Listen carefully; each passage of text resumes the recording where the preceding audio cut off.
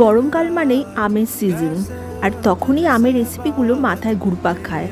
চলো আজ বানিয়ে নিই ম্যাঙ্গো কাস্টার্ড। প্রথমে ঠান্ডা দুধে কাস্টার্ড পাউডারটা ভালো করে মিশিয়ে নিতে হবে, যেন কোনো ডেলা বা লাম্পস না থাকে। আমি এখানে ম্যাঙ্গো ফ্লেভারটা নিয়েছি, তোমরা চাইলে ভ্যানিলা ইউজ করতে পারো।